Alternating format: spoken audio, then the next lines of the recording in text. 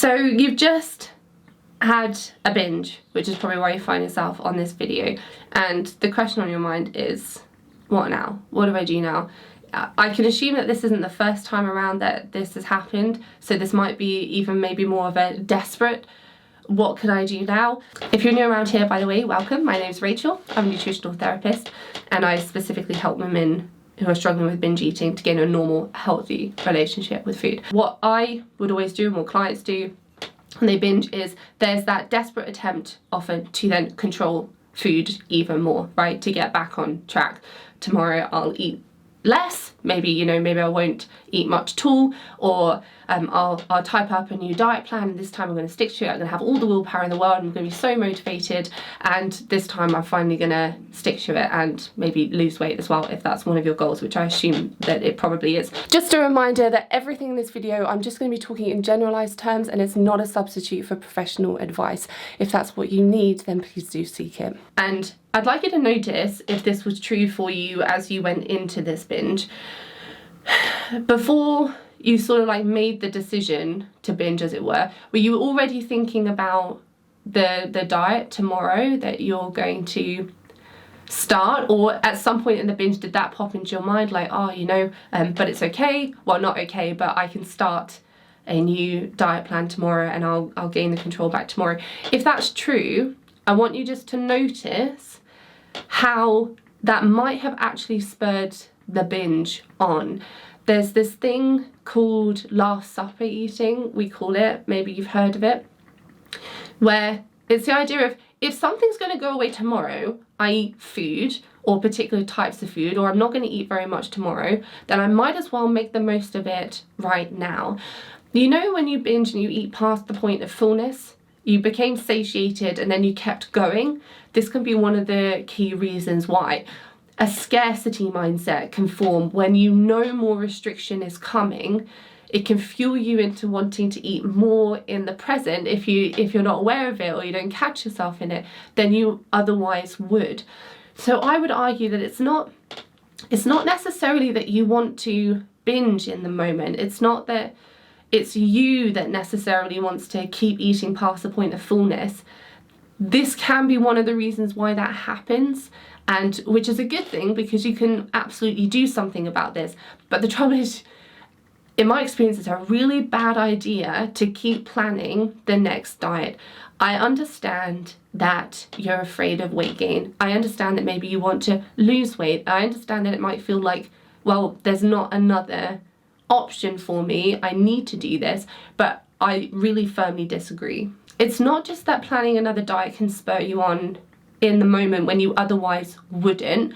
It's not that by taking away certain foods tomorrow or saying I'm never going to eat these again, that it makes you want to make the most of it now. It's not just that. But when you're dieting and making yourself go hungry, it is a normal biological response for that to trigger off binge eating. You can think of it like, if I said to myself, I'm not going to drink any water now for a few days, which is an absolutely terrible idea, right? We can all agree on that. If I said that and then got really thirsty and started downing a lot of water because I got really thirsty, it's like blaming myself then for getting really thirsty and wanting to do that. Or if I hold my breath, at some point I'm gonna need to breathe, right? My body needs oxygen, so I'm gonna gasp for air. It's like getting mad at myself for that. If you go hungry, and it doesn't matter if you're heavier than you want to be, or you think you're heavier than you should be, or you've been gaining weight, if you go hungry, it is a normal biological response to get extra hungry and then for your body to want to make up for that. Right? And then we say, oh, I lack willpower, I should be able to stick to this diet, other people can stick to this diet, it must be me. Which obviously begs the question, I know, well, if you're not going to be dieting, then how can you eat in a balanced way and be a healthy weight and be fit? I understand it raises those questions. I don't want to get heavily into that in this video because I've made a lot of videos about it, and if you want to talk to me about it, also you can book in a free call and we can go through it. I've just made a checklist of my top 10 tips for being a healthy weight and being fit without dieting, so you can pick that up from the description if you're interested. I really want to keep this focused on, you've binged, what now? If your go-to when you binge is understandably to freak out a little bit, I certainly did, and your go-to is like, why did you do that? And you judge yourself for it, you condemn yourself for it, you tell yourself off for it essentially in an effort maybe to motivate yourself to not do it again. I've got videos, or a video of myself after I binged crying to myself saying, please don't do this again, just don't do it again, just be stronger. Because I honestly thought that that was the problem. But I can imagine this isn't the first time that you find yourself in this position. So I want to suggest something different to you, which I believe is going to be far more helpful.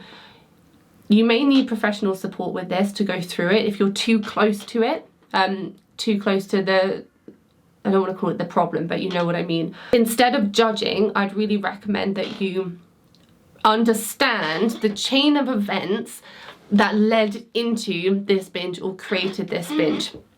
Because one thing that I can almost say for certain is that it's not your lack of willpower. It's not that you have less willpower than the average person on the street that doesn't have binge eating. And I think it'd be really helpful if we stop telling ourselves that so we can actually move forward. If you can reflect on the chain of events that led into this binge, I think it can be vastly more helpful. Now, here's the things to look out for. Obviously, going hungry. That's going to be one of the most common triggers. Feeling deprived of certain foods and then snapping.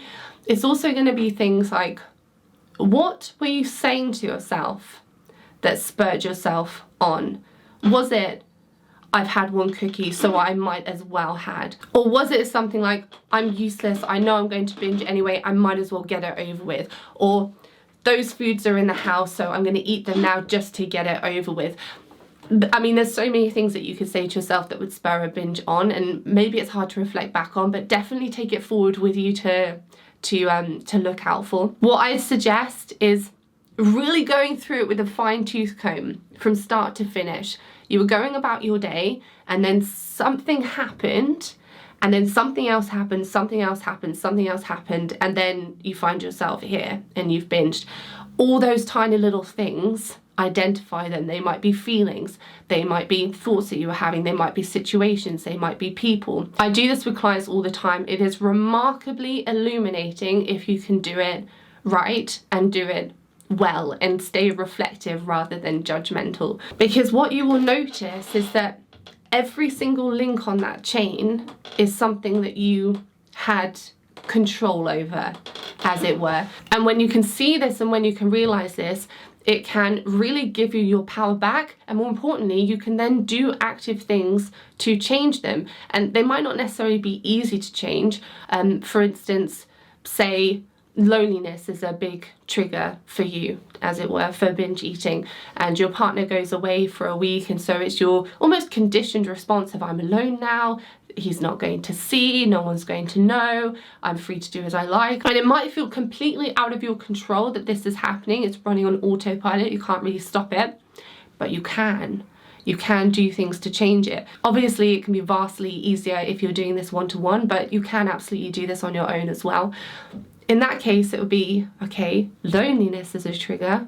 What can I do to help myself and support myself better in that moment? And stop telling yourself that there's nothing that you can do, because that just takes all of your power away, and you're really going to need that. I'm not saying to distract yourself. Like, if loneliness, for instance, is a trigger for you, I'm not saying when you're lonely, distract from the urge to binge eat.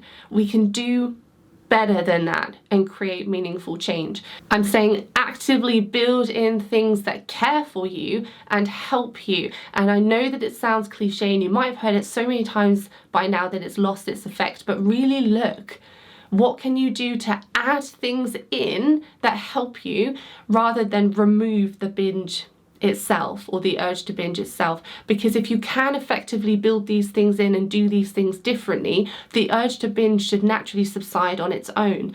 No willpower required. So have a look through the chain of events that led up, all the thoughts and feelings, situations, get really specific and do a big reframe on all of them. What would it have been more helpful to think? What would it have been more helpful to do? How could I have cared for myself in a different way?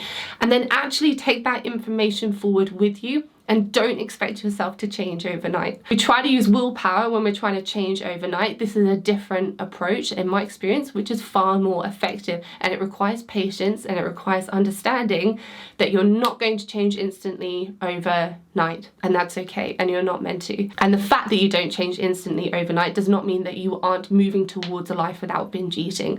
That I can say. Be kind to yourself. I know the temptation is really to not be kind to yourself in this moment, and I would invite you to consider a different approach, not just because I want you to feel better, and because I want you to have love for yourself and kindness for yourself. Obviously I want those things for you, but because it's also really helpful for moving away from binge eating. When you aren't showing love to yourself and you're judging yourself, you run the risk of just staying in a very limited, fixed, stuck mindset. And ultimately, nothing can really change out of that mindset. I know it's painful and I know that it's hard. We have to keep maybe a bigger picture in our mind of when you want to judge yourself in the moment, realizing actually it's not going to help anything, and there's something far more helpful that you can do. And then there's the temptation when you've had a binge to force. I can imagine, to force yourself into something because you've labelled yourself as someone that doesn't have willpower, and so to overcome that or to combat that, you're going to use more force. But we have tried that and it hasn't led you to where you want to be, I can imagine. So I'll invite you to try something different, a different way of looking at it, which is help yourself, not force yourself. Get onto the same team as yourself and really help yourself. If you were acting from a place of confidence and self-love and self-care, what would you do differently? And what you'll find is that if you can get really good at practicing this way of thinking and this way of doing, and you effectively start to help yourself and care for yourself and want to show up for yourself and do all of those corresponding things, you won't need force. You won't need willpower. You'll be moving forward in a much more positive way. If you're struggling with binge eating, then I can imagine that you feel really stuck at times, and perhaps you're even nervous that you can't have a healthy relationship with food, and I firmly disagree. You can absolutely move through this process on your own. I did, with your own research and your own trial and error. If you're at the point where you think one-to-one help could benefit you so that you can be coached and move through obstacles effectively and have your questions answered, then I'm also here. The vast majority of my clients stop binge eating within 4 to 12 weeks because I use a holistic approach that actually works. You can read more about how I work on my website, and I also offer free 45-minute discovery calls.